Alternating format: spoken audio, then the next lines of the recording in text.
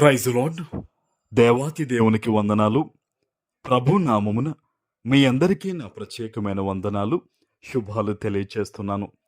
ఈ దినము కొరకు ఏర్పాటు చేయబడిన దేవుని వాగ్దానము 81వ కీర్తన 10వ వచనము. ఐగుప్తీయుల దేశములో నుండి నిన్ను రప్పించిన నీ దేవుడగు యెహోవాను నేనే. నీ నోరు బాగుగా తెరువుము, నేను దానిని నింపెదను. దేవుని నామానికి మహిమ కలుగునుగాక. ఈ ఉదయకాల సమయంలో సర్వశక్తివంతుడగు నీ తండ్రి గొప్ప వాగ్దానాన్ని నీకు అందిస్తూ ఉన్నారు. ఆయన అంటున్నారు కదా, ఐగుప్తు దేశము నుండి నేను రప్పించిన నీ దేవుని నేనే అని. ఐగుప్తు లోకమునకు సాదృశ్యం. లోకములో ఉన్న నిన్ను దేవుడే విడిపించారు. కఠినమైన భయంకరమైన బాధల్లో ఉన్న నిన్ను ఆయనే విడిపించి రప్పించారు. నీ జీవితంలో గత కాలములో దేవుడు ఏదైతే కార్యము చేశారో అది దేవుడు ఒక్కసారి నీకు జ్ఞాపకం చేస్తున్నాడు. ఆ సమయంలో నిన్ను విడిపించాను కదా, ఆ సమయంలో నిన్ను నడిపించాను కదా, ఆనాడు నీకు తోడై ఉన్నాను కదా, ఈ దినము నువ్వు భయపడొద్దు, నేనే నీ దేవుడినై ఉన్నానని ప్రభువు చెప్తున్నాడు. హల్లెలూయా. ఆయన ఎంత మంచి దేవుడు కాకపోతే ప్రతి దినము ఆయన నీతో మాట్లాడుతూ నేనున్నాను, నువ్వు భయపడొద్దు, ఇదిగో ఆ సమయంలో అలా చేశాను గనక ధైర్యము తెచ్చుకో, నేను నీకు తోడుగా ఉంటానని ప్రతిరోజు దేవుడు నేను బలపరచట్లేదా? ఈరోజు నీకున్న పరిస్థితిని బట్టి నువ్వు ఎందుకు కృంగిపోతున్నావు?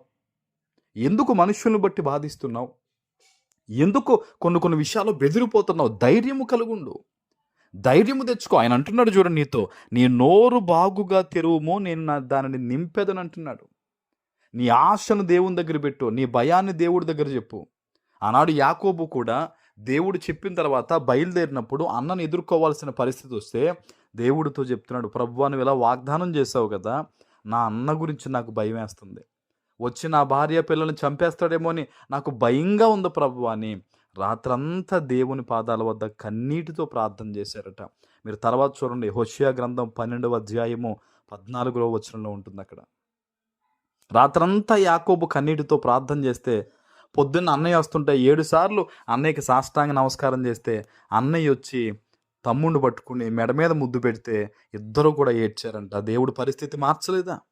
ఈరోజు నీ జీవితంలో కూడా ఎటువంటి ఇబ్బంది ఉన్నా సరే ప్రభు దగ్గర పెట్టు, దేవునికి చెప్పు, ఖచ్చితంగా దేవుడు నిన్ను దీవిస్తాడు. ఒక పక్షి తన పిల్లలకు ఆహారం తెచ్చినప్పుడంట, ఏ పక్షి పిల్ల అయితే మొదట తల్లి దగ్గరికి నోరు బాగా తెరిచి వస్తుందో ఆ నోట్లో ఈ పక్షి ఆహారం పెట్టి వెళ్ళిపోతుందంట. మరలా వచ్చినప్పటికి మరలా ఒకవేళ అదే పక్షి ఉన్న పిల్లల కన్నా నోరు బాగుగా తెరిస్తే ఆ పక్షి మరలా ఆ పక్షికే పెట్టేస్తుందంట ఆహారం. ఈరోజు నేను మొన్న దేవుడిని అడిగాను కదా, మొన్న దేవుడు అలా చేశాడు కదా, ఈరోజు మరలా అడగచ్చా? అలా ఏమీ లేదు. నీ తండ్రి, ఆయన దగ్గర నువ్వు అడగాలి, ఆయన అడిగి పొందుకోవాలి. ఖచ్చితంగా దేవుడు నీకు మేలు చేస్తాడు. అయితే ఒకే ఒక మాట చెప్తున్నాడు ప్రభు, నువ్వు పాపమును ముట్టుకోవద్దని చెప్తున్నాడు. మరి నీ జీవితంలో పాపానికి దూరంగా ఉండాలనే ఒక ఆలోచన, నిబంధన పెట్టుకున్నావా? నువ్వు ఎవరితో సహవాసం చేస్తున్నావు, ఎలాంటి మాటలు మాట్లాడుతున్నావు, నీ జీవితం ఎలా ఉంది, నీ చూపు ఎలా ఉంది అనేది నువ్వు ఒక్కసారి పరిశీలన చేసుకుని ఈరోజు నీ తండ్రిని నువ్వు అడిగితే గనక దేవుడే చెప్తున్నాడు, ఆ రోజు నీకు సహాయం చేశాను కాబట్టి ఇదిగో మరలా నువ్వు అడుగు, నేను మరలా చేస్తానని చెప్పి ప్రభువే చెప్తున్నాడు. కాబట్టి దేవుని ఎదుట నమ్మకంగా ఉండు, యథార్థంగా ఉండు, పవిత్రంగా ఉండు, ప్రార్థన చేయి. నీ ప్రార్థనకు తప్పక దేవుడు సహాయం చేస్తారు. ఆమేన్. ప్రార్థన చేసుకుందాం. పరిశుద్ధుడా నీకు వందనాలు. ఈ ఉదయకాల సమయంలో మీరు ఇచ్చిన గొప్ప వాగ్దానము ప్రతి బిడ్డ జీవితంలో నెరవేర్చి స్థిరపరచమని యేసు నామమున ప్రార్థిస్తున్నాము తండ్రి. ఆమేన్.